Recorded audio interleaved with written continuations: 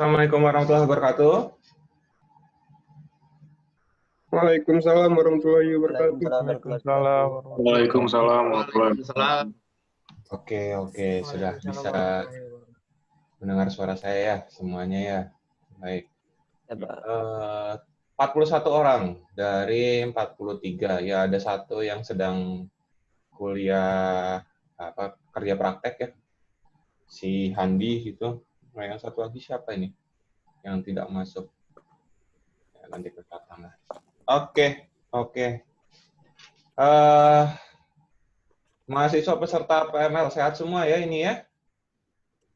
Alhamdulillah sehat. Sehat, Pak. Alhamdulillah sehat, Pak. Ya. Kita langsung saja ke slide. Sebentar.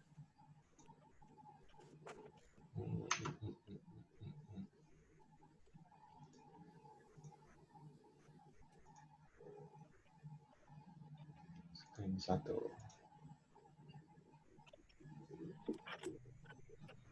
Oke, kalian melihat yang mana nih? Sebentar, saya jangan salah sharing.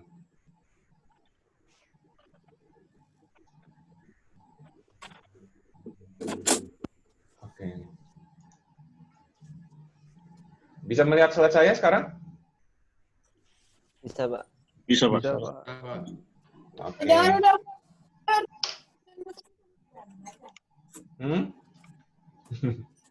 Gitu tuh yang benar. Ada yang lagi komunikasi dengan keluarganya ya. Nah, kalau mau ngobrol di mute aja, nggak apa-apa di mute. Oke, kita mulai ya di minggu ketiga ini kita akan masuk mulai ke menu utama kita yaitu tentang motornya. Kita akan belajar tentang conceptual of DC motor hari ini. Kalau misalnya minggu ini. Ya kalau minggu ini kita sampai nih hari ini mungkin kita akan segera simulasi juga gitu. Jadi sekarang saya mohon kepada semua mahasiswa untuk membuka MATLAB-nya. MATLAB Simulink ya, supaya nanti cepat gitu. Dari sekarang dibuka dulu software MATLAB Simulink-nya. Oke, nanti kita akan coba untuk membuat blok diagram dari DC motor. Ya, untuk conceptual of DC motor ini sebetulnya kalian sudah pernah belajar di DKE dan di mesin listrik. Nah, ini saya mengingatkan kembali awalnya ya, tentang konsepnya dulu, lalu nanti bagaimanakah cara pemodelannya. Khususnya karena pembahasan kita itu adalah sebentar, belum terekam ternyata. Karena pembahasan kita adalah tentang permanen magnet DC motor, maka nanti pemodelannya adalah yang PM DC motor. Oke. Nah, menu kita hari ini pertama itu adalah DC motor konsep, lalu modeling dan simulasi.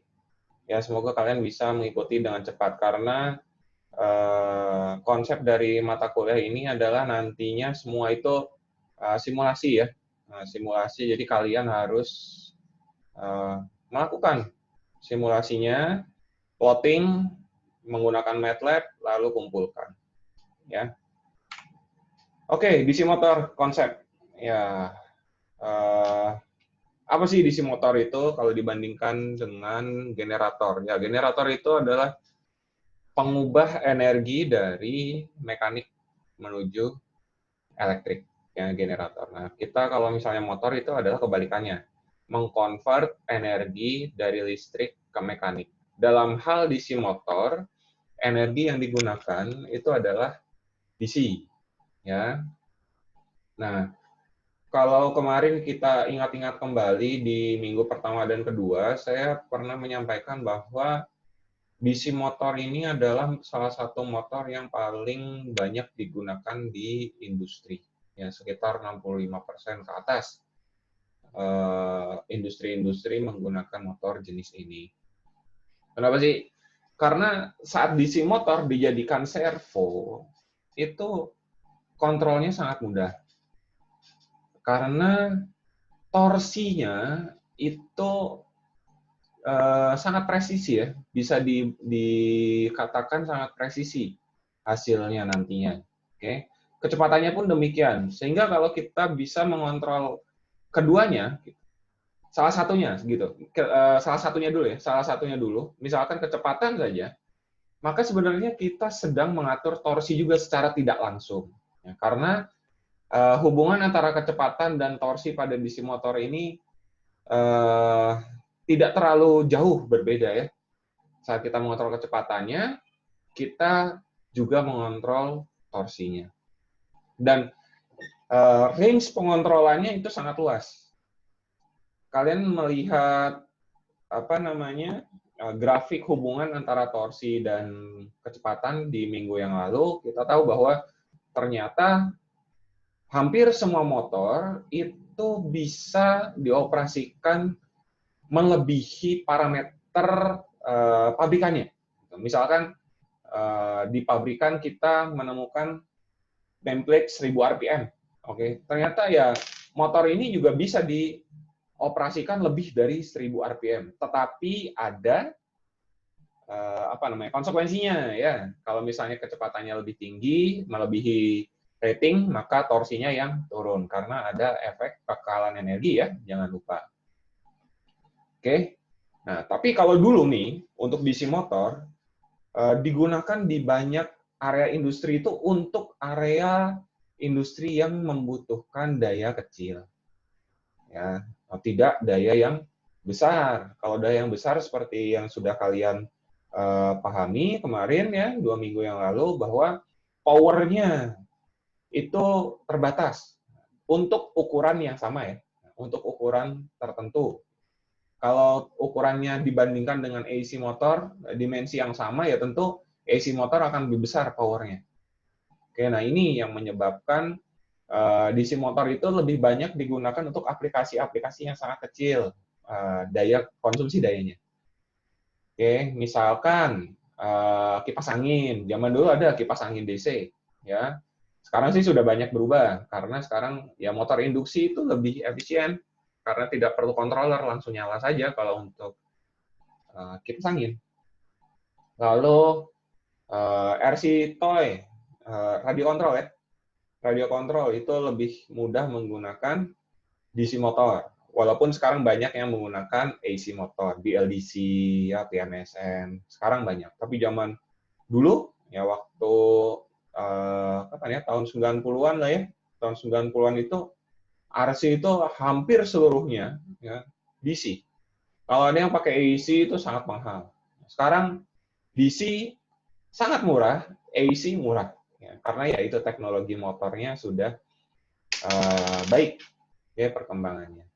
Audio and video kaset. Kalau kalian masih punya VCD player ya, VCD player yang zaman dulu itu motornya itu DC ya, motor DC. Kalau sekarang sudah BLDC yang sekarang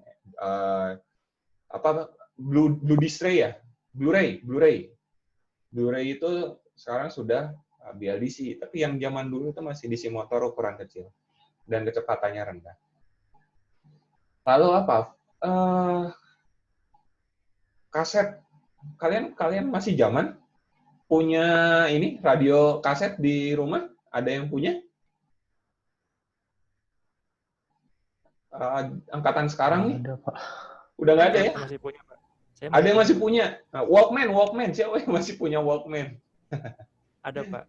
Masih. Ada. Ya, itu masih pakai DC motor tuh. Yang putarannya DC motor kecil. Itu ya dayanya bisa diketahui lah, kecil banget ya. Nah, lalu komputer, CD-ROM, ya, zaman dulu tuh CD-ROM, DVD-ROM, itu masih banyak yang menggunakan DC motor. Tapi ya sekarang sudah, ya itu tadi, sudah banyak berubah. Untuk pembacaan komputer, CD itu kan butuh presisi ya. Kalau kalian belajar PTIA pasti dikenalkan kan ya, yang namanya CD, DVD itu kan magnetik kan, berhubungan dengan sinyal magnetik. Maka posisi-posisinya itu pasti dibutuhkan sangat presisi, dibutuhkan kontrol yang sangat presisi. DC motor ya memang sangat mudah. Tapi untuk vektornya lebih enak menggunakan AC motor. Nah, sekarang kalau kalian bongkar itu di VD room, itu pasti dia sudah bukan DC motor, udah ke AC motor. Ya. Nah, dari yang kecil saja sekarang sudah berubah. Jadi kalian bisa paham lah ya maksud saya. DC motor ini sebagai fundamentalnya. Ya, untuk pengembangan keilmuan, pengembangan teknologi, DC motor bisa dikatakan sudah 90% stuck teknologinya.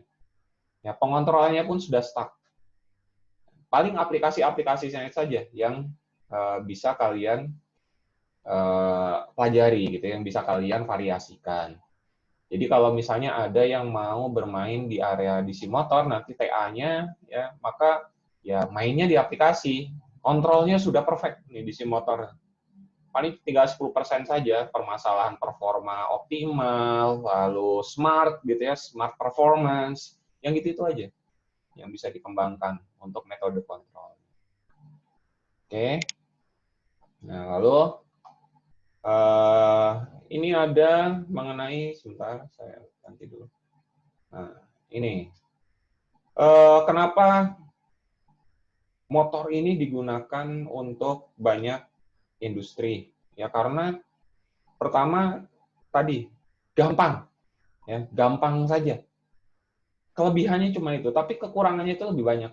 Ya, strukturnya yang sangat kompleks, nanti akan didetailkan di slide setelahnya. Lalu power capacity-nya sangat terbatas, durability-nya sangat pendek, maksudnya umurnya itu sangat pendek. Lalu butuh pemeliharaan yang sangat ekstensif karena adanya struktur yang kompleks. Lalu pembuatannya mahal. Ya, kalau kompleks pasti mahal. Ya. Lalu ada bahaya spark karena ada gaya gesekan. Ya, ada gesekan antara rotor dan brush-nya. Oke, next-nya adalah ini konsep bagaimana prinsip kerja DC motor bergerak. Oke, dengan menggunakan gaya Lorentz sebetulnya ya, FBIL, lalu kita menggunakan Fleming left hand rules, yang FBI karena kiri itu untuk motor, kanan itu untuk generator.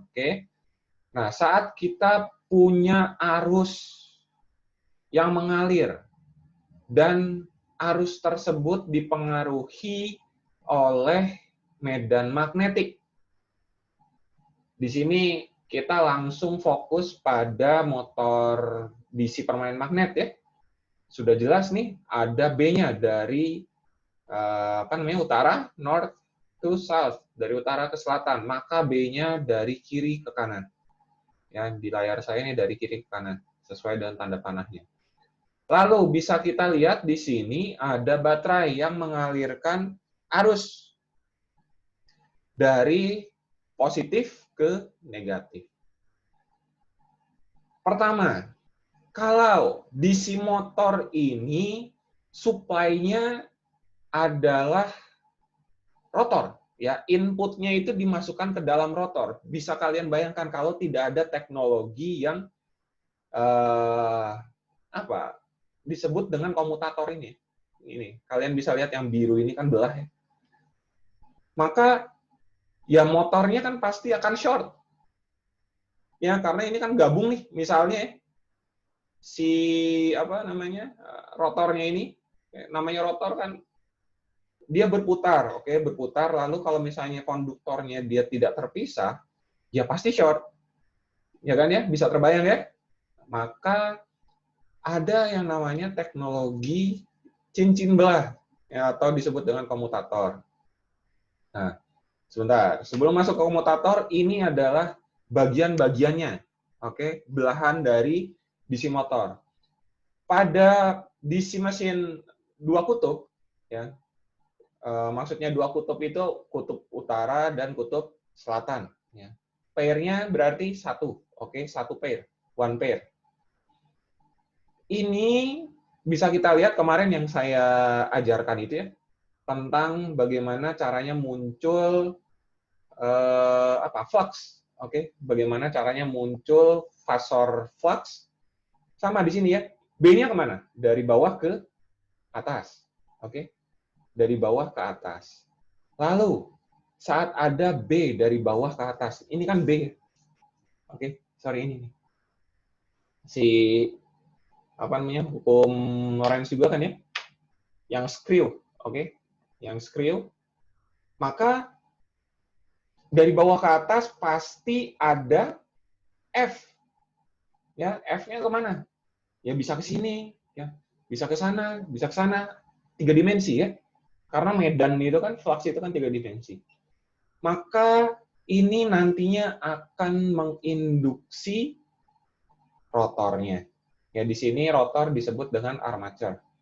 Oke, lalu kalau stator disebut dengan field. Ya. Maka saat si rotor diberikan arus, ya, maka dia akan menginduksi dan akhirnya pada sisi rotor ataupun stator akan muncul gaya yang saling menginduksi sehingga muncul putaran. Ya, akibatnya akan menjadi putaran. Ini umumnya ya, general, oke, generalnya. Oke, belum masuk ke yang komutator. Untuk 4-pole pun sama, ya. Maka kalau perbedaannya apa sih antara 2-pole dan 4-pole? Ini resultan gayanya yang membedakan. Semakin banyak kutubnya, maka resultannya kan akan semakin kuat. Putarannya bisa semakin kencang dibandingkan dengan yang pole-nya lebih sedikit. Oke? Ya. Oke, sampai sini dulu ya. Ini masih DC motor general. Oke, masih DC motor general. Yang ada shunt, ya di sini kan kalian bisa lihat nih, excitation, current, itu artinya bukan permanen magnet ya. Si medannya dihasilkan karena adanya tegangan supply selain pada rotor. Oke? Oke, sampai sini dulu. Ada pertanyaan tidak? Mengingatkan saja saya.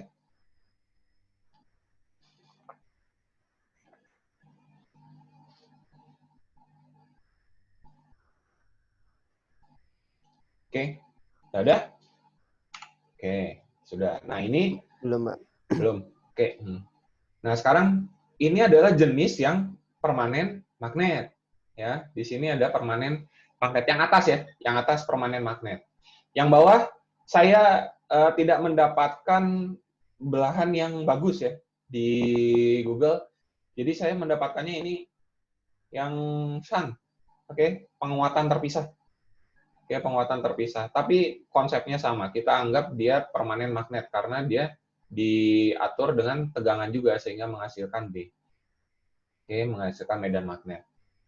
Ini adalah bagiannya ya yang akan kita bahas, di mana statornya itu terdiri dari permanen magnet. Lalu ada yang namanya rotor. Rotornya ini yang kompleks. Yang dibilang kompleks itu adalah bagian rotornya ya. Statornya sangat simpel, ya, untuk permanen magnet. Sangat simpel sekali, karena hanya magnet permanen. Tempelkan saja di pinggir-pinggirnya, maka sudah selesai. Tapi rotornya, nih, bagian yang sebelah kanan bawah ini, bisa kalian lihat, sangat kompleks sekali. Kompleksnya di mana? Apakah di lilitannya? Bukan. Ya, tapi di area komutatornya dan brush-nya. Karena dibutuhkan part-part gitu ya, terbelah-belah. Kalau belahannya seperti ilustrasi yang di atas ini mudah, satu belahannya selesai. Gitu. Tapi resultannya kan jadi sedikit ya, hanya ada satu resultan saja di sini. F yang ke atas cuma satu, F yang ke bawah cuma satu. Oke, kan gimana? B-nya kan dari utara ke selatan.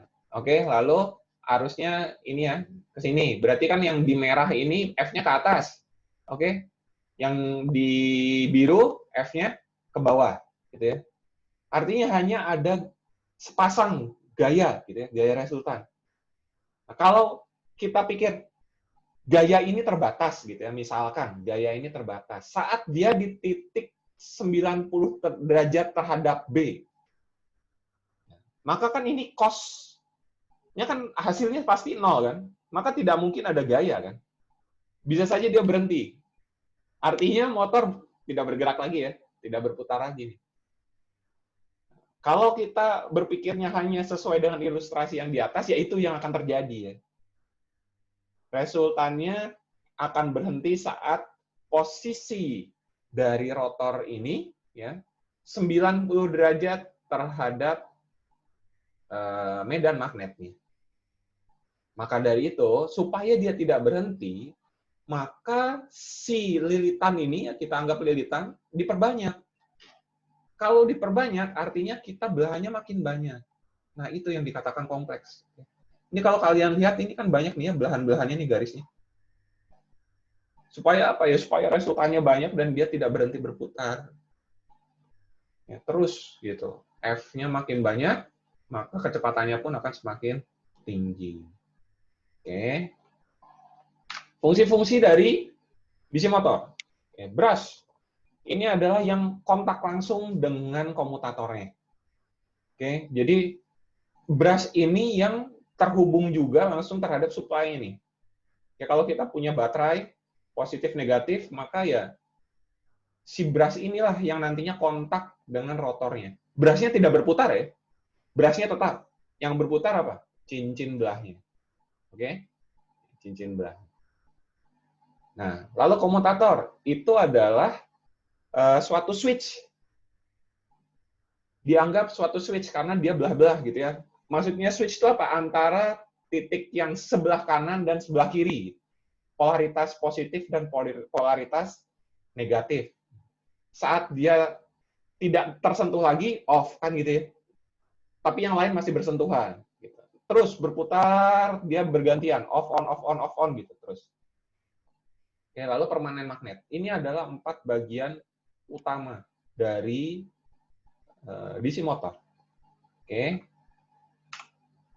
Lalu ini detail dari komutator.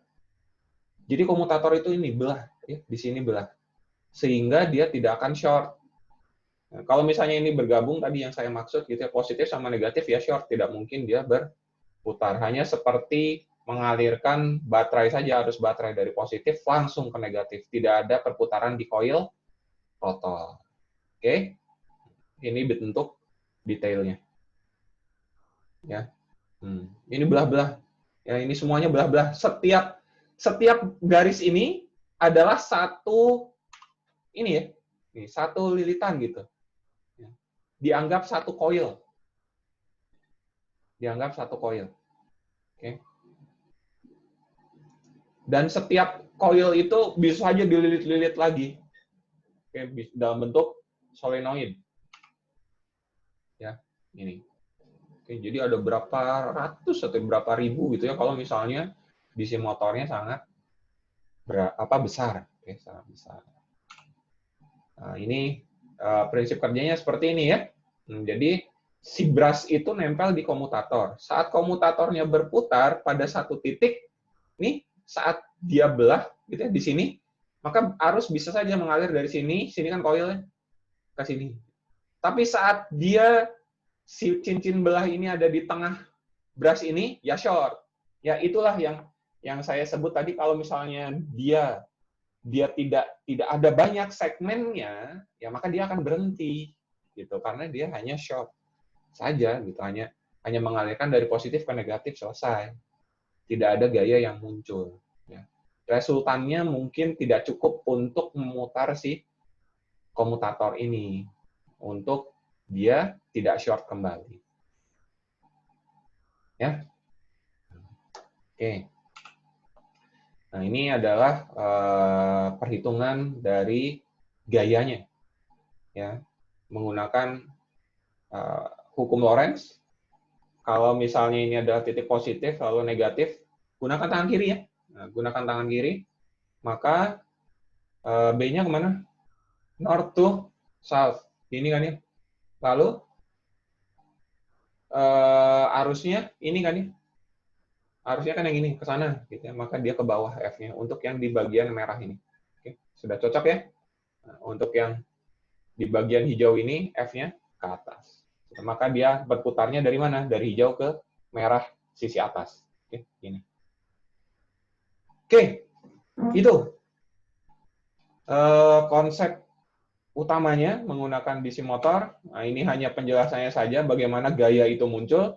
Ya, saat di titik ini, maka sebelah sini gayanya ke atas, ke bawah, dia akan menyebabkan perputaran dari sini ke sini, ya, dari sini ke sini. Lalu naik nih, ya, karena dia berputar, maka rotornya akan mengenai terpengaruh oleh gaya ke atas. Nah, saat dia 90, 0 kan torsinya dan gayanya ya. Nah, ini yang dikhawatirkan jika segmen dari komutatornya hanya satu gitu. Maka kalau misalnya bersegmen-segmen F-nya masih banyak. Oke. Ini lebih detail. Oke. Nah, tadi cara pertama supaya dia terus berputar itu saya katakan dia menggunakan segmen. Oke, banyak. Buatlah banyak segmen pada komutator. Oke. Selain itu, coil pun bisa. Nih, oke. Saat dia segmennya banyak, maka dia akan bekerja seperti ini. Maksudnya apa nih? Merah, biru, itu adalah pengaruh dari B-nya ya. Pengaruh dari B-nya. B dari utara ke selatan. Saat dia terpengaruh, maka dia akan punya gaya. Oke, ditunjukkan dengan merah dan biru. Tapi saat dia tidak terpengaruh gaya, dia mati tuh. Oke, tidak ada warnanya. Artinya resultan gayanya hilang pada komutator itu. Oke, misalnya ini nih. Nah, tuh mati kan ya di situ. Oke? Maksudnya paham? Paham. Pernah kalian buka nggak DC motor di apa namanya Tamiya kalian? Ada yang pernah buka DC motor nggak? Kenapa nggak pernah? Pernah. Pernah apa? Berasnya ada berapa? Dua. Bahas lagi itu. Dua. Dua ya, berasnya. Ya kiri dan kanan kan, berasnya itu ya. Tapi kalau apa namanya si komutatornya pernah kalian lihat nggak? Aduh ini saya bisa saya buka nggak ya ini? Nggak tahu nanti kalau bisa ditunjukkan. Sebentar, saya buka DC motor saya dulu ya. Pengendalian mesin listriknya harus demo. Nggak bisa kalau teori aja. Bentar.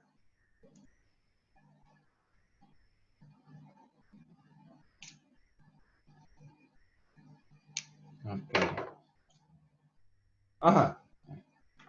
Tuh, kelihatan nggak ini ya? Sebentar. Kelihatan nggak? Kelihatan sih, Pak.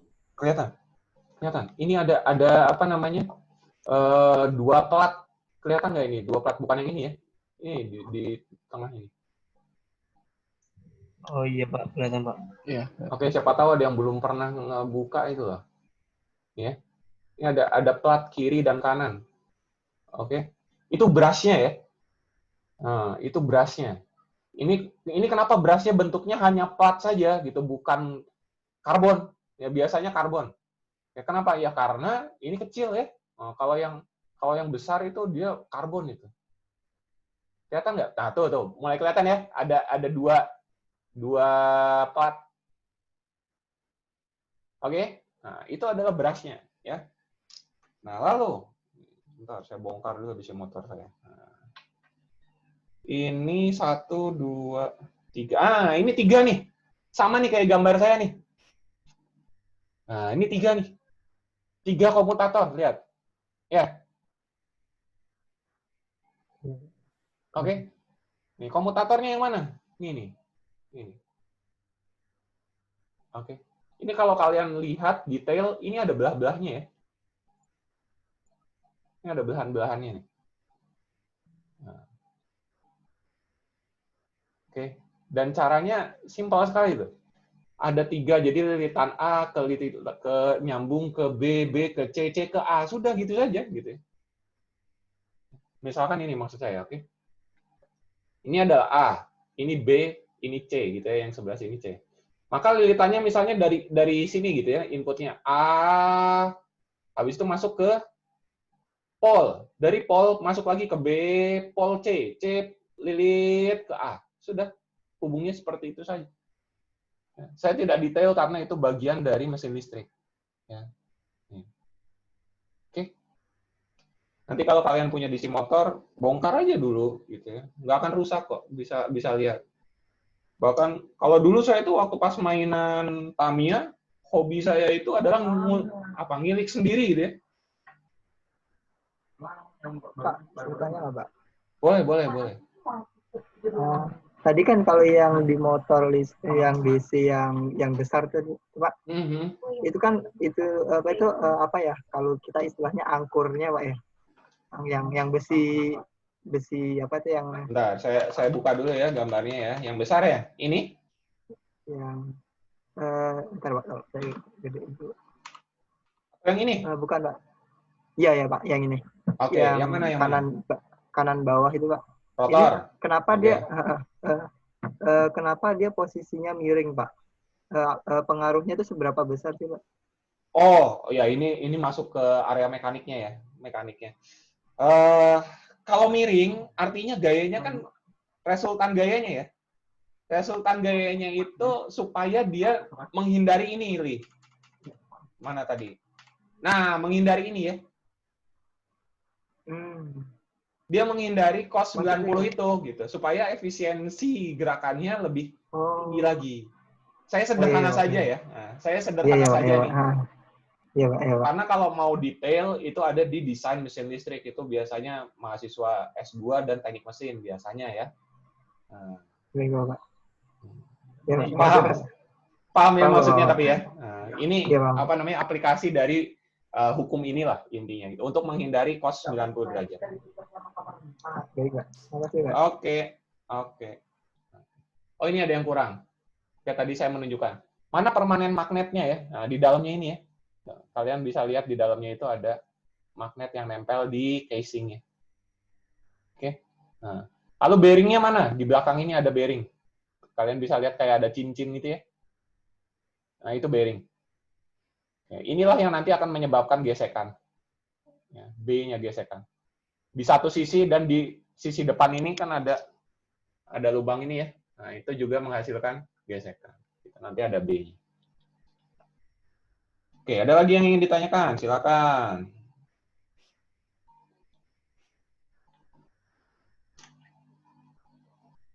Silakan.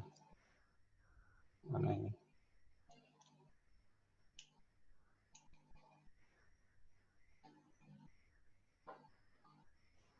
Motor listrik itu harus dilihat.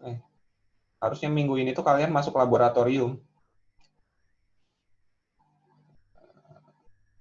Kalian pegang alat-alat pengendalian mesin listrik seharusnya, tapi gimana? Di rumah kalian punya kontaktor nggak?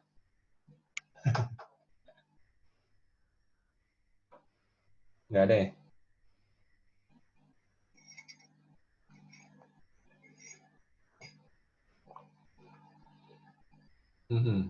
Oke. Ya, kalau nggak ada lagi. Nah, ini sifat-sifatnya ya. Karakter-karakter dari DC motor. Ya, pertama tentang arus dan torsi. Jadi hubungan arus dan torsi pada DC motor itu linear. Oke? Idealnya itu linear. Saat arusnya naik, maka torsi juga ikut naik. Ya, dan dia naiknya linear. Oke, ini ideal. Tidak ada yang ideal. Dia pasti akan eksponensial sebetulnya ya, akan eksponensial. Tapi kita anggap dia linear di sini.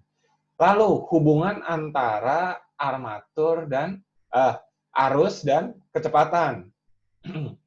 Arus dan kecepatan itu berbeda. Ya. Arus itu connect langsung terhadap torsi.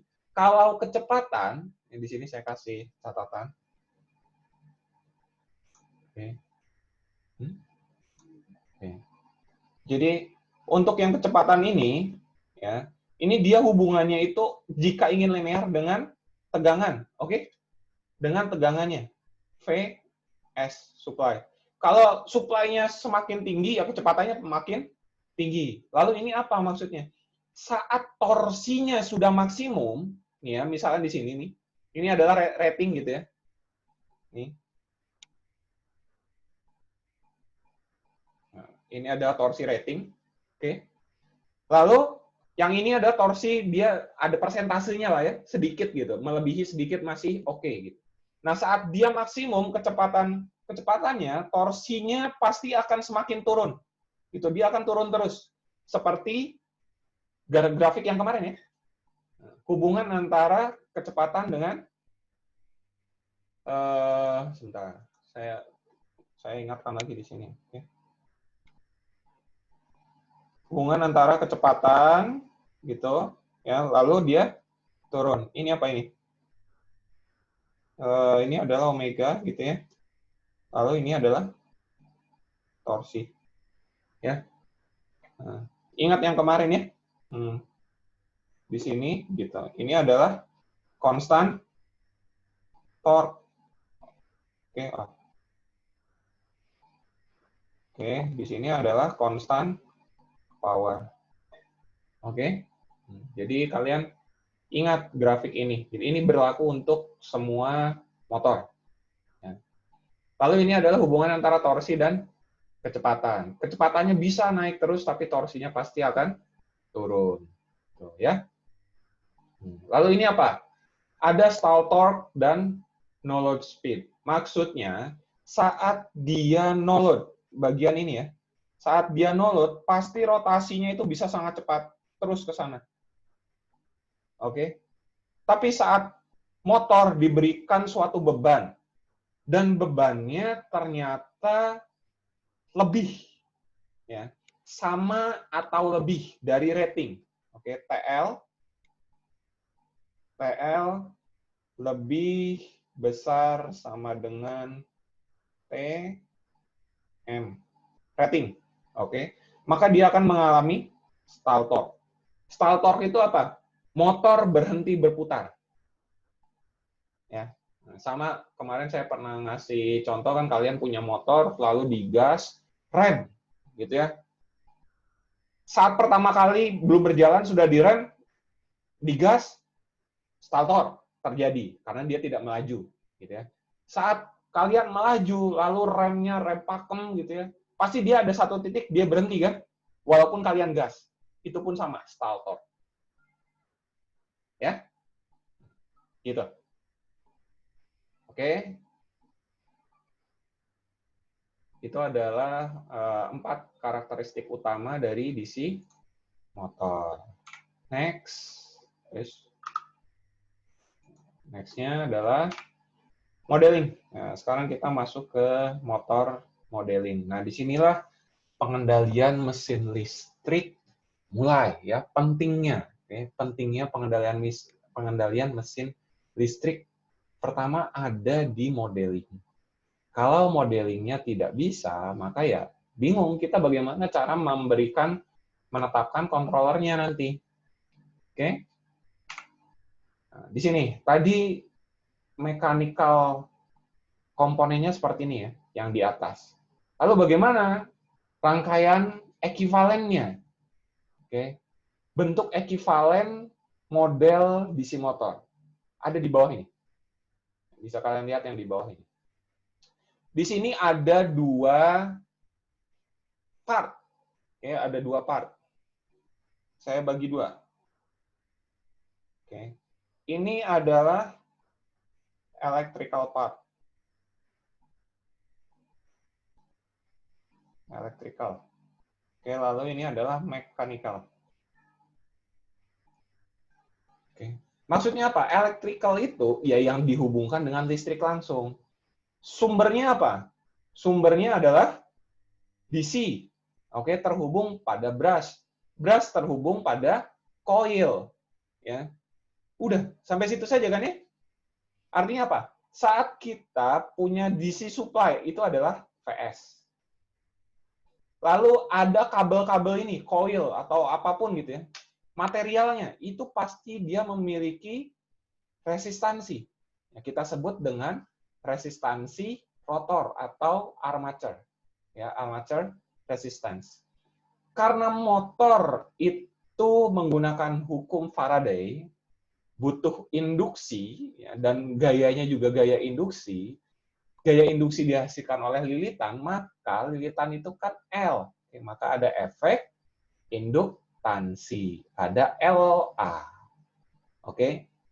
Sebetulnya rangkaian ekivalen saat motor tidak bergerak, oke. Saat motor tidak bergerak itu hanya ada VS, RA dan LA.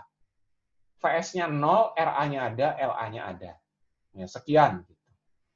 Nah, terus VB itu apa? VB itu adalah efek saat motornya bekerja. Dinamakan back EMF efek. Ya, karena apa? Saat dia berputar, maka ada medan kan sebetulnya ya, medan magnet nih. Medan magnet dari stator menuju rotor ya, memotong rotor. Saat ada koil posisinya berubah-ubah terhadap medan, maka akan muncul GGL induksi yang arahnya kebalik. Ya, maka disinilah muncul efek back EMF. Ya. Seperti menyuplai, tapi arahnya kebalik. Kalau yang VS ini kan arahnya ke atas nih, sini ya, ke sana. Nah, VB kebalikannya, sehingga dia mengurangi tegangan dari RA dan LA. Lalu VA-nya mana? Di sini kan ada VA nih. Ya. VA itu adalah pada titik sini ya. VA.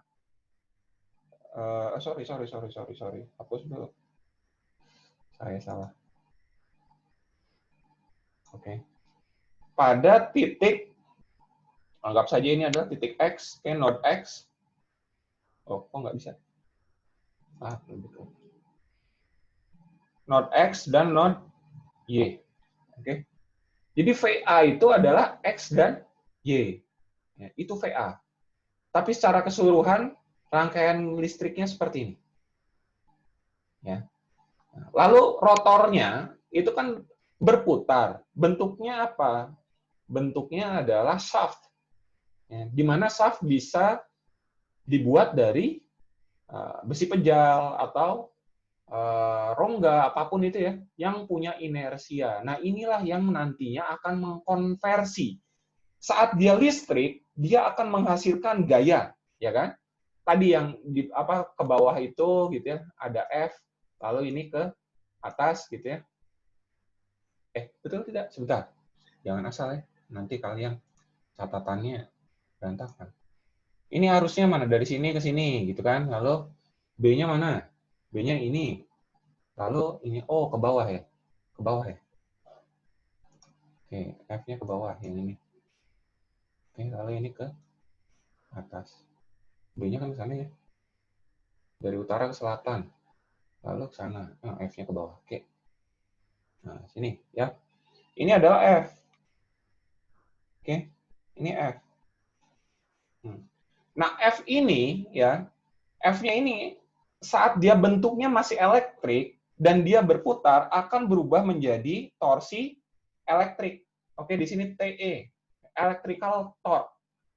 Ya, saat dia sudah ditranslate ke rotornya, namanya apa? TM, mechanical torque. Ya, mechanical torque. Load torque itu adalah beban nanti yang terhubung dengan shaft-nya. Ya, yang terhubung dengan shaft-nya. Oke. Itu. Ya.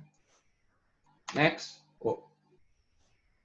Nah, jadi kalau kita ingin memodelkan model matematikanya dari DC motor, maka kita bisa menggunakan hukum Kirchhoff voltage law, ya, dengan menggunakan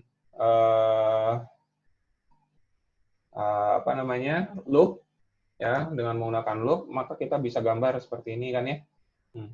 Maka kita bisa dapat KVL-nya adalah, ini saya salah tulis ya, harusnya, benar. VA gitu ya, VA adalah IA RA plus LA DIA DT, lalu ada VB, ya. Nah, oke.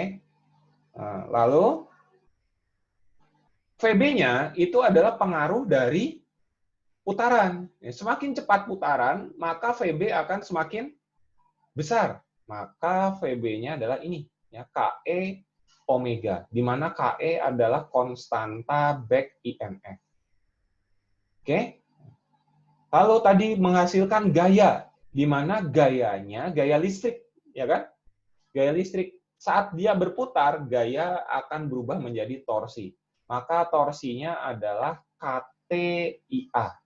Ya, KT itu adalah konstanta torsi.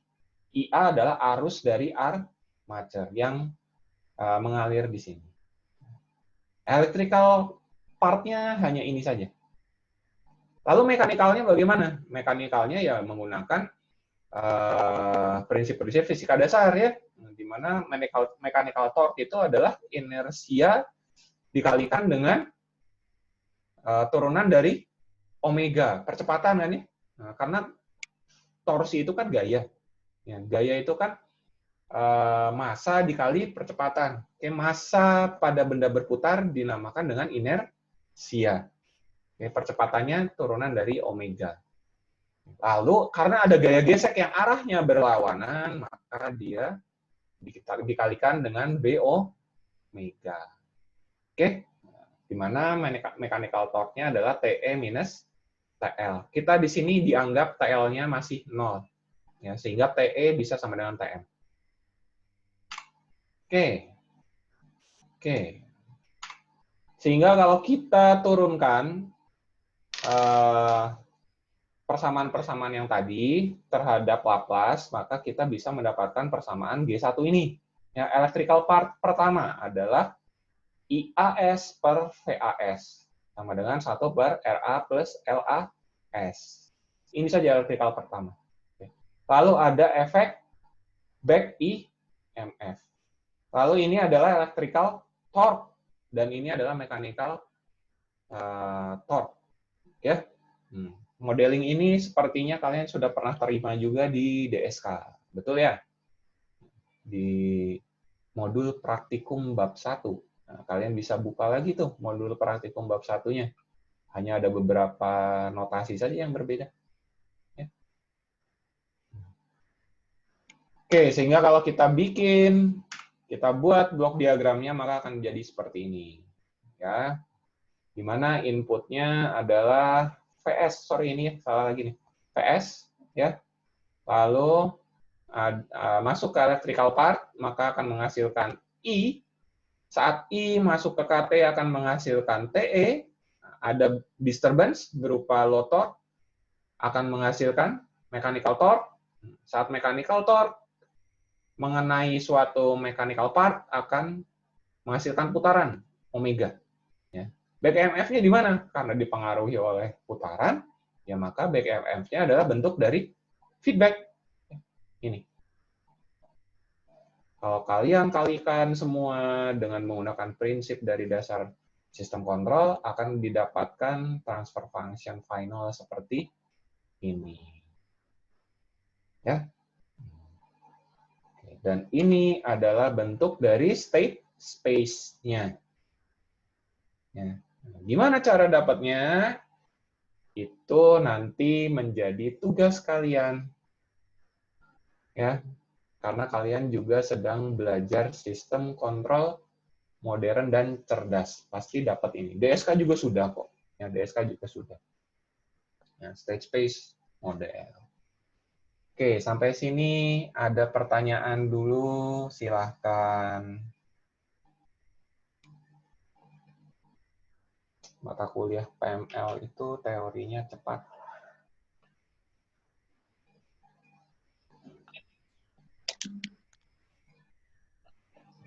Yuk, silakan. Sudah ada yang buka. Saya mau nanya. Ya, boleh bilang, silakan. Kan tadi di blok diagramnya itu Bapak ubah PA-nya jadi VS ya, Pak? Betul. Ini ya. Di transfer function-nya tetap VA atau jadi VS, Pak? Yang mana? Ini. Yang di sini ya? Iya. Ini VA. Kenapa VA? Karena IA, RA, LAD, IA. Ya. Nah, ini nih. Ada perbedaannya ya di sini ya. Coba kalian lihat. Ini kan tadi saya bilang ini VS gitu ya, Bill ya? Iya. Iya, ini VS gitu. Ini VS. Oke, ini saya salah tulis ya. Nah, nanti saya perbaiki di PPT yang saya berikan ke kalian. Ini saya salah tulis. Ya, karena kan VS itu kan penjumlahan dari seluruhnya kan? Iya. Ya kan? Tegangan di sini ditambah tegangan di sini ditambah tegangan sini ya. Itu adalah VS. Tapi kalau VA itu ada di sini. Ya. Begitu, Bila? Ada lagi?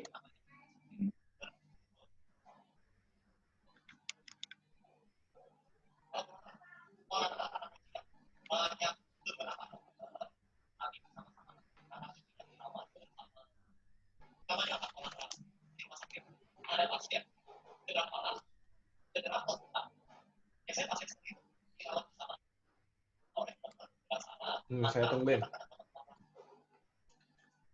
Sambil dibuka lagi catatan ininya ya, DSK, mesin listrik, banyak ini mata kuliah yang dibutuhkannya.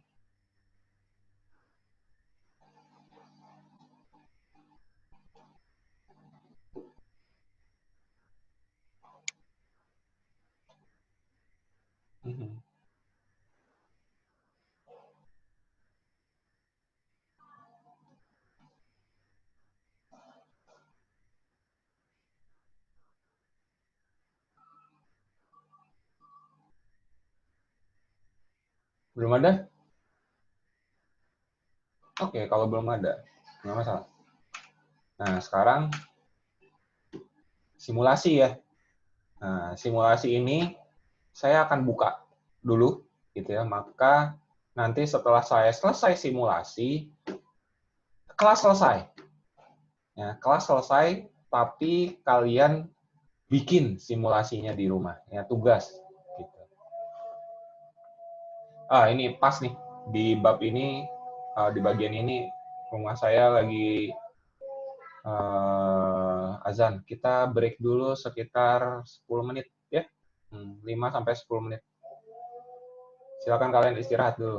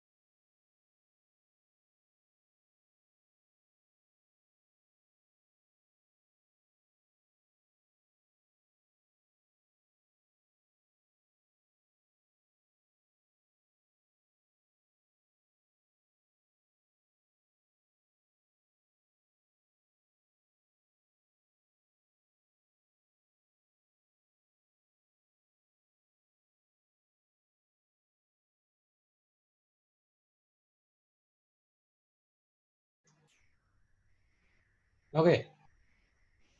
Yuk, kita mulai lagi. Kita mulai lagi.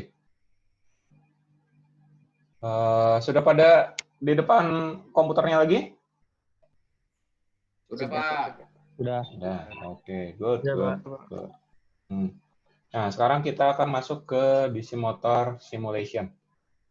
Ya, sebentar.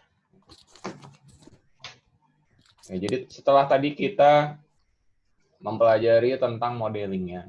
Ya. Modeling itu gunanya untuk apa? Nanti kita bisa mengaplikasikan model-model matematika itu ke software ya untuk menganalisis performa ideal dari motornya itu. Ya, motornya itu saja dulu.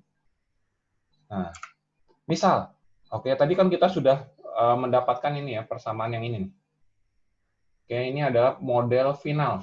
Lalu blok diagramnya pun tadi sudah, ini ya. Nah, bloknya ini ada. Blok DC motor. Oke.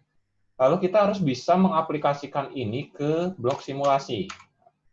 Tentunya kita butuh parameter-parameternya.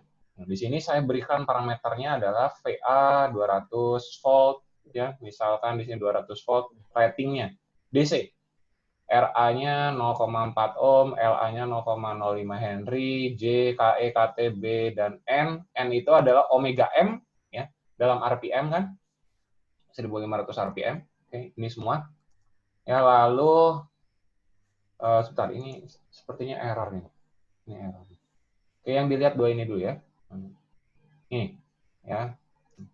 Lalu saat disimulasikan ya dengan menggunakan MATLAB Simulink, maka kita bisa mendapatkan respon seperti ini. Ya, di mana responnya sudah pas nih ya, 1.500. Nah, kalau kita hanya melihat ini saja, maka kita tahu, oh iya, kalau diberikan tegangan 200 volt, maka dia kecepatannya 1.500. Ibaratnya kalian hanya mendapatkan analogi bahwa ini pasti inputnya step, maka outputnya pun pasti step. Step itu tegak gitu ya. Tidak ada osilasi sama sekali, step. Nah, ternyata saat disimulasikan lebih menarik. Ya, ada suatu fenomena transien di sini yang bisa kalian analisis. Bagaimana performa motor ini terhadap kontrolnya nanti. Ya. Kalian bisa menganalisis banyak hal dari grafik ini.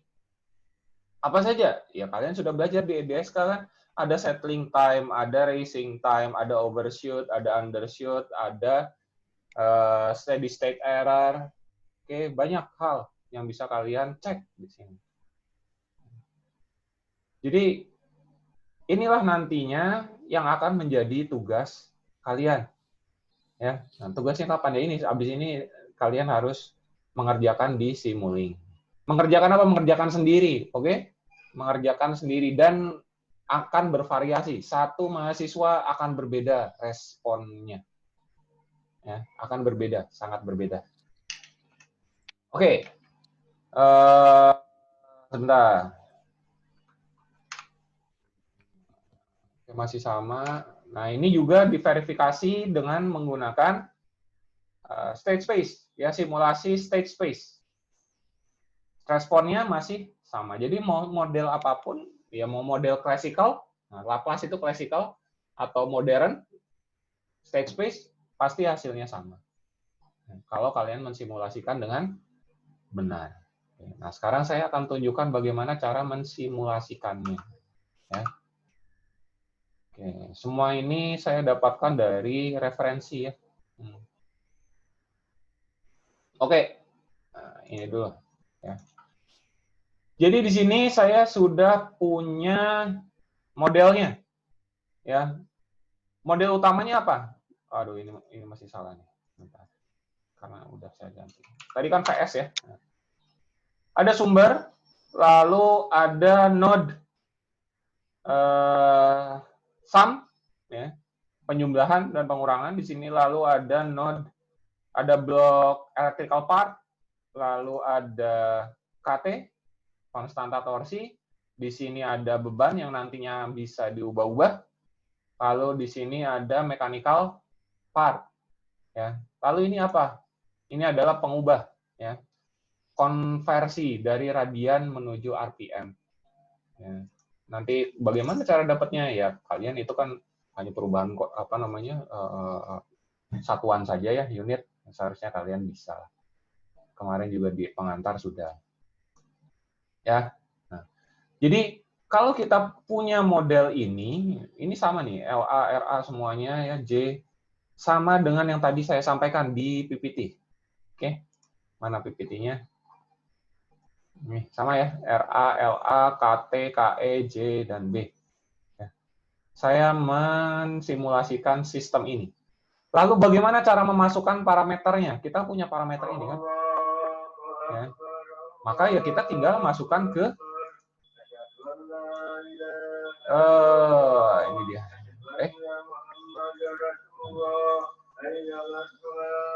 Kita masukkan ke MATLAB-nya ya.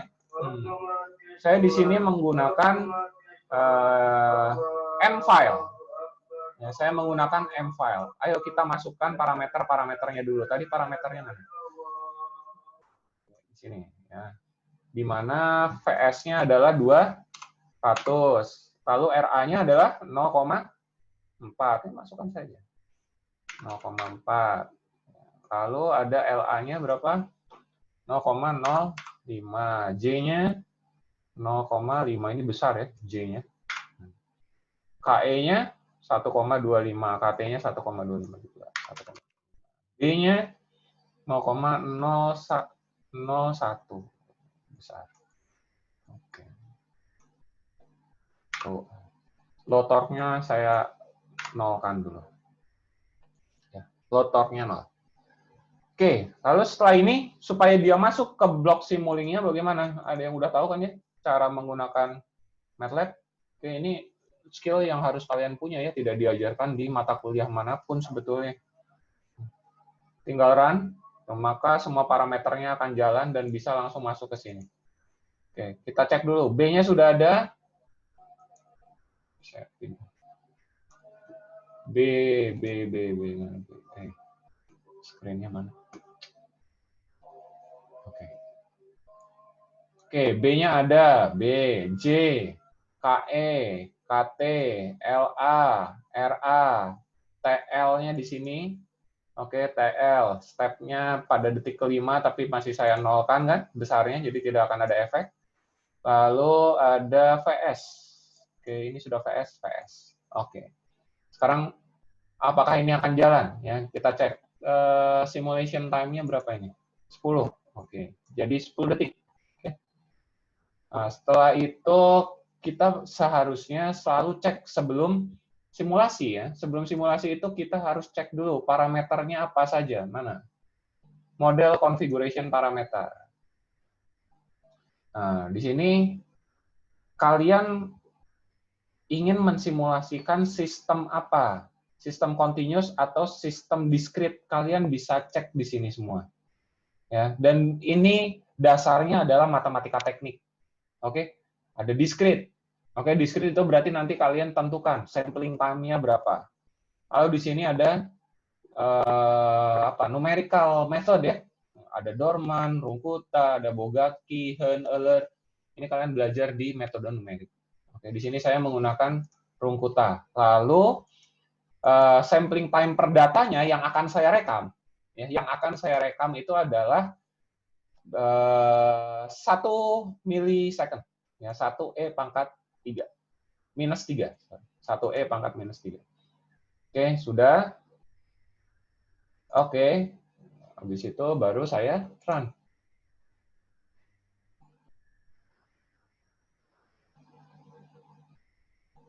Oke, masih initializing. Running, selesai. Oke, bagaimanakah responnya? Oh, sebentar, ini ulangi ya. Ini saya tidak perlu nih, kalian tidak perlu ini. Kalian tidak perlu ini. Nanti kalian bingung.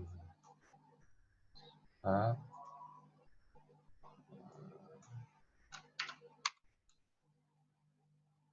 dua saja layoutnya 2. Oke. Nah, Saya running lagi ya. Oke. Lalu bagaimana responnya? Ini. Yang di atas adalah radian per second. Yang bawah adalah RPM. Oke. Ini kalau misalnya kalian bandingkan dengan yang tadi, ya ini ya sama saja. Mana nih? Oke.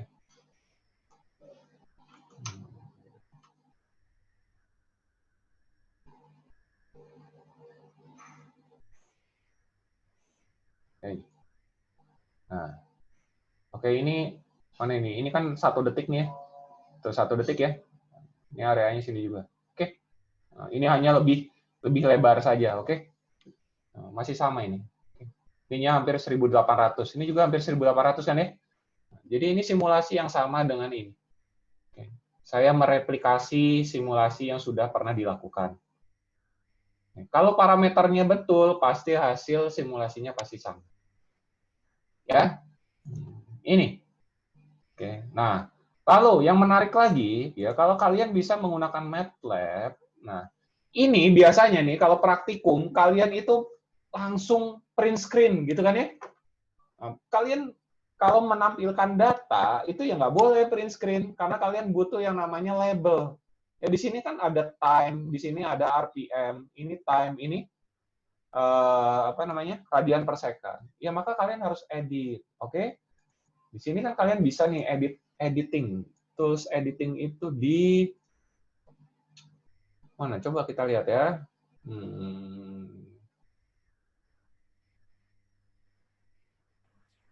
Print to figure, Pak. Print to figure ini ya, di file. Oke, nah nanti akan muncul ini ya, akan muncul ini lalu kalian pilih yang ini, lalu double klik saja gitu. Maka akan muncul yang namanya plot tools. Nah, di sini kalian pasang gitu time. Oke, di mata kuliah ini saya akan sangat detail. Kalian tidak memasukkan ini nilainya berkurang. Ya, kenapa? Karena di sini saya mengajarkan kalian sudah tingkat 4, ketelitian itu menjadi satu keharusan. Nanti kalian tugas akhir tidak ada ini, ya pasti dikembalikan terus. Revisinya tidak akan selesai-selesai. Ya, Y-label ini adalah speed, gitu ya, speed. Satuannya radian per second. Itu sudah. Oke, nah, muncul di sini ya. Lalu ini kan tipis, ya kalian besarkan gitu. Misalkan berapa ketebalannya 2 tuh. Warnanya kalian bisa ubah. Kalau kalian tidak bisa bermain coding, ya, kalian silakan menggunakan tools seperti ini, ya, speed, PM. Ini penting ya untuk seorang S1. Lulusan S1 ini penting seperti ini. Oke. Tebalkan warnanya apa. Lalu kalau misalnya ada dua sinyal, bagaimana? Ya 2 sinyal kan tinggal kasih legend saja kan ya. Mana nih legendnya? Right legend. Show legend. Oh, belum muncul. Mana nih? Karena satu-satu ya. Nah, kalau satu-satu dia tidak muncul juga gitu. Bisa tidak muncul. Oke, nah ini kalian tinggal belajar sendiri kalau ini ya caranya bagaimana gitu. Tapi ini saya tunjukkan bahwa MATLAB itu bisa ya seperti ini. Oke, lainnya mau kalian ubah bisa. Ya. Oke. Macam-macam. Oke, grid-nya kalian hilangkan bisa. Oke. Box-nya dihilangkan bisa. Jadi semuanya ada di sini. Oke, bisa. Nah, next-nya. Kayak next-nya. Ini tentang plot ya. Ini tentang plot. Kalau kalian, saya cara satu ya. Cara satu, bagaimana tadi menggunakan print to figure. Nah, kalau kalian pengen yang lebih advance lagi, bagaimana caranya? Rekam datanya. Oke, cara merekam data itu ada di sini. Logging. Oke, log data. Variable name-nya di sini. Oke, saya formatnya structure, maka nanti akan muncul di sini. Ini muncul speed. Oke. Maka ini adalah data dari time itu adalah tidak direkam. time-nya. Bentar, berarti di sini, signal. Nah, yang pertama ini pasti radian per second, karena hanya 159. Tadi sinyalnya pun pada blok kan sinyal pertama ya. Ini ya, sinyal pertama itu radian per second, sinyal kedua itu RPM. Nih. Maka yang kedua ini adalah sinyal RPM. Kalau kalian cek datanya adalah 1524 ya. Oke, ini kan dikali dikali 10 pangkat minus 3. Pangkat 10 pangkat 3.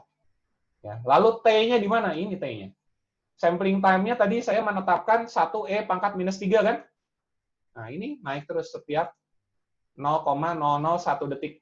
Ya, terus naik. Oke. Sampling time-nya. Per data itu ada di sini. Oke. Plotting, bagaimana manual? Ya sudah, tinggal plot. Gitu kan. Lalu, nah, kalau kalian diamkan sedikit, pasti akan muncul nih, plot X, Y. X-nya apa? Time kan? Sudah, T out. Gitu kan. Y-nya apa? Y-nya itu kan data dari speed itu kan ya tadi. Kalian tadi lupa, misalkan, aduh itu alamatnya apa ya? Gitu. Ya di sini tinggal diklik saja. Nah, ini alamatnya. Speed signal dalam kurung one values. Ikuti saja, speed dot signals 1 lalu values dalam kurung selesai. Akan muncul plotnya. Mana nih plotnya? Ini harus ditutup dulu ya. Oke. Muncul ya? Sama. Tapi hanya satu saja nih di sini. Oke? Hanya satu. Yang mana? Yang radian per second kan? Kalau kalian mau edit, klik lagi ini, double klik, muncul lagi ke menu yang tadi. Oke? Nah, terus bagaimana kalau misalnya mau 2? Ya tinggal X, Y-nya kan ada 2 ya. Misalkan ini, tadi kan signal 1, sekarang tambah lagi sinyalnya. Ya sudah, tinggal copy paste, lalu signalnya kan yang kedua pasti kan? Kenapa yang kedua? Karena kita mau yang RPM yang ini ya. Nah, alamatnya adalah speed signal 2. Muncul dua-duanya di sini. Oke, jadi satu plot. Ya, kita tinggal ubah lagi kayak gini. Habis itu show agent. Muncul di sini. Kalian tinggal edit saja ini. Ini apa nih yang biru? Speed radian per second, gitu kan? Lalu yang ini speed RPM. Ya ini trik pengolahan data saja ya. Kalian harus bisa yang seperti ini. Oke. Jadi ya ini adalah skill yang harus kalian punya untuk membuat data praktikum atau apapun. Ya, jangan pakai apa? Pakai Excel boleh, tapi yang baik gitu. Kalau saya sih jarang pakai Excel, apalagi kalau mau grafik kayak gini. Excel itu patah-patah. Kalau misalnya pakai MATLAB kita enak. Seperti ini. Oke. Oke, sampai sini dulu ada yang ingin ditanyakan. Ya, ini kalau pengendalian mesin listrik yang memang agak sedikit apa? Saya seperti buka kursus MATLAB lah. Monggo.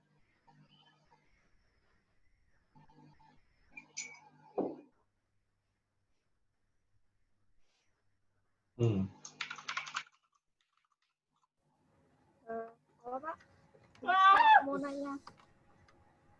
Ya, siapa ini? Oh, Trimutia. Muti, ya Mutia Pak. Itu nanti Ya. untuk tugasnya, udah belum? Untuk tugasnya pengeditannya, apakah maksudnya ada ininya nggak Pak? Maksudnya seberapa besar ininya untuk grafiknya, atau emang sekira-kira kita itu udah bisa kelihatan gitu Pak? Oh iya, harus dikira-kira sendiri gitu. Ya. Ini kalau misalnya layar kalian laporan kalian seperti ini lalu pas di print misalnya di print ternyata tipis ya kalian harus perhatikan itu ya. Nah, ya tinggal diubah aja ya. Misalnya ketebalannya jadi 1 atau apapun itu besarnya nih. Saat kalian save ternyata gambarnya jadi melebar gitu. Karena kalau MATLAB itu beda window, beda hasil save ya. Nih, coba ya kita ya. Misalkan ini nih, sekarang saya bagi dua seperti ini, lalu saya save. Save as. Misalkan di mana ini? Oke, simulasi ini, lalu saya save sebagai JPEG. Oke. Data 1. Oke, data 1 misalnya. Oke, sudah di-save. Lalu sekarang pas saya besarkan ini ya, saya save lagi biar kelihatan langsung. JPEG, mana JPEG-nya? Oh, udah. Oke. Data 2. Biasanya berbeda. Saya ingat saya ya.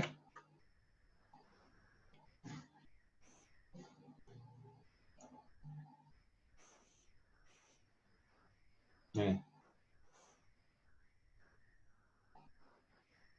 Mana? Loh, kok hilang? Nggak muncul.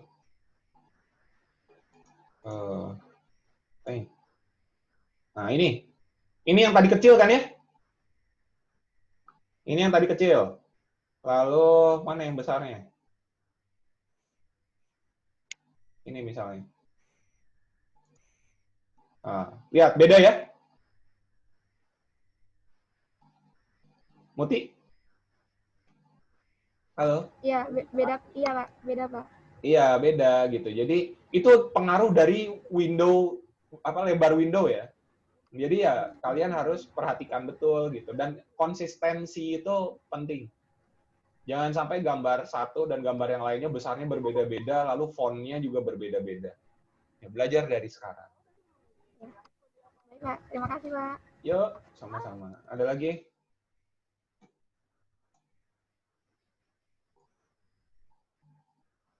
Ini masih tentang plotting aja, plotting. Oke. Nggak ada? Oke, kalau nggak ada, nah sekarang fitur yang kedua, yang harus kalian kuasai, adalah tentang analisisnya. Oke, nah sekarang kita ingin menganalisis performa kontrolnya, gitu ya. Parameter-parameter kontrolnya. Walaupun ini masih plain saja, apakah bisa? Bisa. Dengan menggunakan tools yang sebetulnya sudah disediakan oleh Simulink di sini, ya. Di sini ada nih tanda apa nih? X gitu ya. Lalu panah ke bawah dan X panah ke atas. Ini adalah hasil dari linearisasi sistem saya. Ya. Bagaimana caranya? Tinggal diklik kanan. Di sini lalu ada linear analysis point. Nah, kalian tinggal pilih open loop output, ya kan? Lalu di sini ada open loop input. Gitu. Ya, pertama tentukan dulu mana input dan mana outputnya. Maka kalian nantinya bisa menganalisis transiennya, berapakah settling time-nya, berapa racing time-nya, hal-hal seperti itu ya. Nah, lalu bagaimana cara menggunakannya? Di sini ada yang namanya, sebentar. Oke, analisis, kalau tidak salah ya, saya agak lupa-lupa ingat. Nah, di sini ada linear analysis. Oke, coba kita klik. Nah, maka akan muncul ini.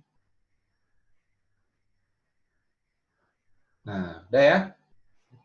Akan muncul window ini. Oke, linear analysis tool. Di mana linear analysis tool ini adalah hasil dari, sebentar, mana? Tadi, linearisasi model ini. Ya, linearisasi model ini. Nah, di sini ada beberapa metode analisis. Saya besarkan ya. Metode analisisnya apa? Metode input step, ya. Lalu ada langsung analisis board plot, ada impulse, Nyquist, Nichols, banyak ya. Di sini Paul Zero. Itu kalian bisa menggunakan tools ini, sangat powerful ya. Biasanya apa? Yang pertama itu kan step. Langsung aja klik step.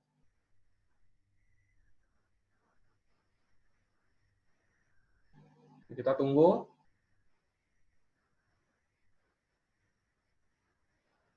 Nah, ini hasilnya. Ya. Dari hasil linearisasi sistem. Oke. Akan muncul seperti ini. Ini step respon. Jika diberikan input 1. 1 itu apa artinya? 1 volt. Ya. Makanya dia ini time second-nya kan 450 nih ya. Oke? 450 beda ya. Tadi kan 10. Ya karena ini 1 volt. Oke, 1 volt. Ingat lagi ya, ini 1 volt. Oke, jadi beda. Oke, nanti kalian bisa dengan menggunakan ini mengubah-ubah si step-nya. Lalu bagaimana dengan kestabilannya? Kestabilan biasanya kalian menggunakan bot plot kan? Kalau yang classical ya tinggal klik aja bot plotnya. Nah, ini adalah bot plot, ya, analisis frekuensi dari sistem yang kita buat plan-nya tadi. Ya, maka akan muncul. Lalu bagaimana menganalisisnya? Tinggal show-in aja, cek responnya mana, gitu kan. Lalu bagaimana ininya sistem, ya. Contohnya ini, oke, contohnya ini. Oke. Lalu misalkan apa kalian ingin mengetahui di manakah pole dan zero-nya? Ya tinggal klik aja ini. Mana ini? Nah, ini kan negatif ya.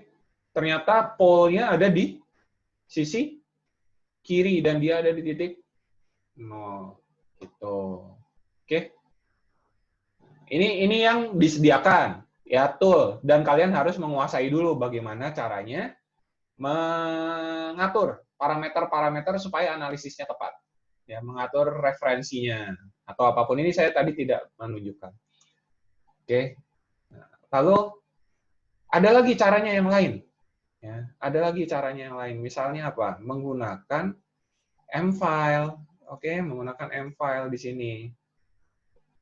Tadi kita sudah mendapatkan speed ini ya. Speed. Nah, kita ingin menganalisis respon transiennya. Maka kita harus punya respon satunya dulu deh. Ya. Tadi yang di data kedua ini adalah data RPM kan ya? RPM. Kita ingin menganalisis transien dari respon RPM-nya. Maka di sini saya akan membuat satu lagi. RPM. Oke. Saya akan tempelkan datanya di sini. Nice. Nah, jadi data RPM-nya sudah saya pisahkan di sini ya. Data RPM. Lalu bagaimana cara mengecek respon dari RPM-nya? Dengan menggunakan perintah step info. Yang ini cara menggunakannya gimana? Nah, ini. Masukkan dulu Y-nya di mana? Itu kan ada ya, yang ini. Nih, Y and T. Oke, Y and T. Y itu apa? Y-nya apa? Ya, responnya kan RPM itu tadi ya. Dan T-nya. T-nya mana? Ini udah disediakan. T out. Masukkan di sini. RPM, lalu T out. Keluar. Muncullah karakternya. Oke. Price time-nya adalah 0,2, settling time-nya adalah 1,01. Minimum maksimum ini nanti kalian baca apa. Overshoot-nya 15,78%, undershoot 0, peak-nya sekian, peak time-nya pada 0,46. Betul atau tidak? Kita cek saja.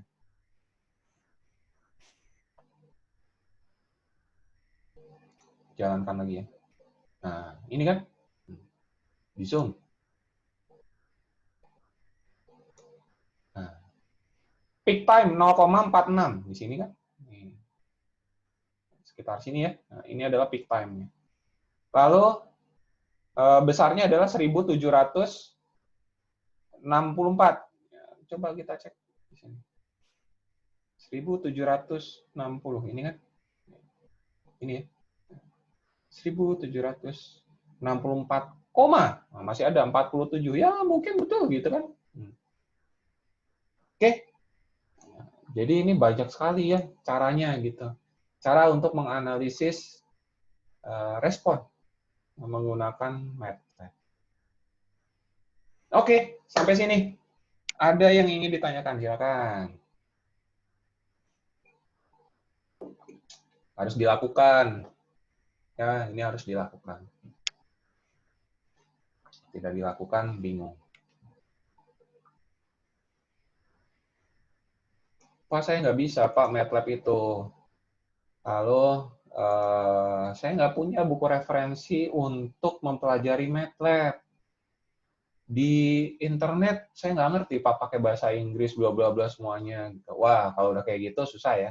Tapi saya kasih tahu dulu nih, MATLAB itu tidak perlu buku. Ya, MATLAB itu cukup pakai ini saja, help. Semuanya ada di sini. Ya. Kalian cari apa? Step info. Bagaimana cara menggunakannya? Tinggal diklik saja ini. Nah. Ya, nanti bisa muncul yang kayak gini. Gitu.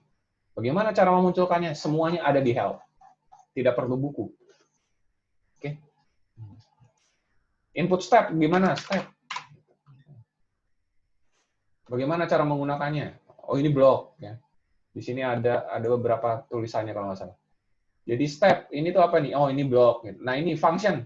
Ya, function itu m-file. Nah, di sini step, objeknya apa? Banyak ya?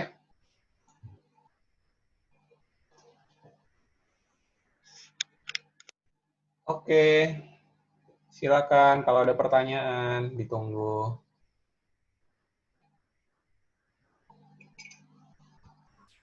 Pak, ini bertanya Pak. Jadi kalau yang semester lalu di mekatronika itu kendala saya ketika ingin menampilkan step info Pak dari Simulink itu bagaimana? Step info kan, dari Simulink Pak. Ini misalnya gitu?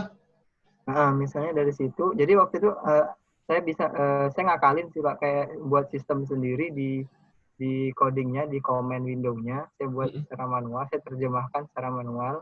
Saya buat cerita. Apakah ada cara Pak? Misalnya kita udah ngeplot Pak dari yang di scope speed ini Pak. Kita langsung ingin tahu step infonya itu bagaimana, karakteristiknya bagaimana dan segala macamnya, itu bisa nggak Pak? Sebenarnya bisa. Tadi yang saya ajarkan ini loh, yang menggunakan input dan output ini ya. Ini Ali. Yang tadi saya bilang diklik kanan dulu gitu ya. Diklik kanan dulu, lalu linear analysis point. Nah ini, masukin input, output sebelah mana gitu ya. Nah, habis itu nanti tinggal dianalisis dengan menggunakan control design. Ya.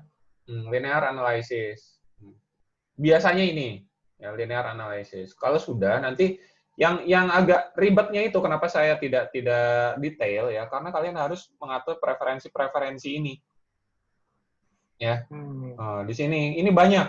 Ya, kalian harus pelajari sendiri tentunya ya. Ada more option gitu kan. Ini bagaimana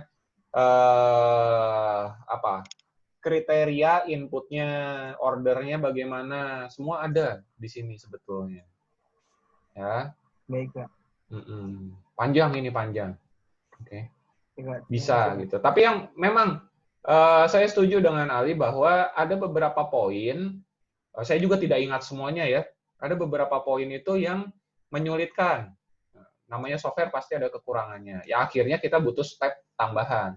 Step tambahannya apa? Ya misalkan ini tadi saya, ya RPM ini ya. Misalkan ini nih. Maka kalau misalnya saya punya data ini, ya, saya punya data ini dan saya punya data T-nya, maka saya bisa memunculkan ini kan? Nih. Ya rise time ininya. Tapi ada juga yang tadi di help. Saya buka dulu help-nya lagi. Oke, step info. Oke. Function. Nah, ada fitur pada MATLAB yang bisa memunculkan titik-titik ini loh. Saya kira kalian sudah belajar ini loh di praktikum DSK. Saya lihat itu di modulnya deh. Coba kamu buka lagi deh ya. Bagaimana caranya? Mati. Oke. MATLAB saya error. Oke. MATLAB saya error nih. Udah mati. Jadi, kalian sambil buka lagi DSK-nya, praktikum DSK-nya, itu saya lihat Pak Hermin sudah pernah mengajarkan kalian bagaimana cara memunculkan karakteristik transient dari suatu sistem. Ada. Dalam bentuk grafik langsung tinggal diklik kanan gitu ya. Di sini misalnya diklik kanan lalu munculkan apa. Sudah pernah kan? Eli? Nggak ingat lah. Udah Nggak lama ingat? sekali soalnya. Ya itu kalian belajar pas masih muda sih ya.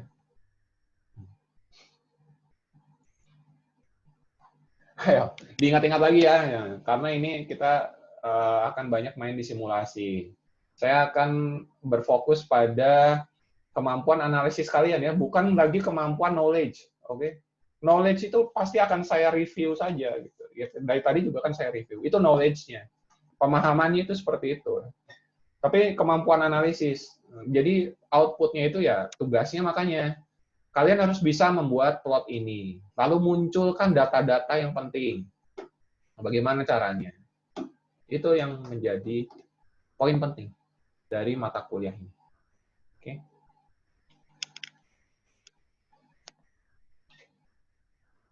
Oke, nggak ada? Sudah cukup? Sudah cukup bingung?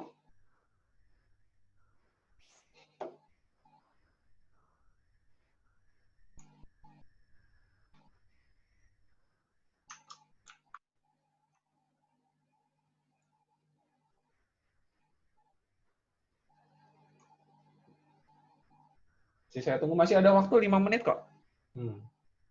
Tepat waktu saja, kalau nggak ada ya tungguin aja.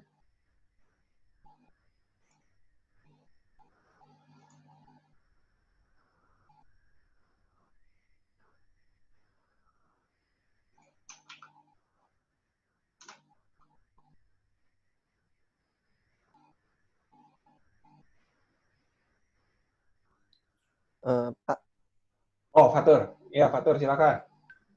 untuk detail tugasnya itu nanti akan diberitahu lagi apa gimana, Pak? Ya, nanti akan diberitahu. Saya posting di ini ya, di e-learning-nya. Nah, tapi intinya apa? Kalian mereplikasi ini. Apa namanya? Simulasi saya. Wah, saya lagi Oke. Parameter-parameternya sama. Kayak pertama parameternya sama. Ini saja dulu. Oke, jadi kalian munculkan data yang sama dengan saya nih kayak gini. Ya. Bisa nggak? Gitu. Oke. Lalu tugas kedua, tinggal ditambahkan saja nanti. Lotot. Ya. TL-nya tinggal ditambahkan pada detik keberapa. Nah, kalian bisa nggak mensimulasikan itu? Ya. Tapi yang pertama sampai besok ya. Sampai besok nih kalian rekam dulu saja. Kalian rekam dulu. Oke. Ini parameternya. Silakan kalian screenshot. Oke. Silakan kalian screenshot. Ini parameternya. Oke.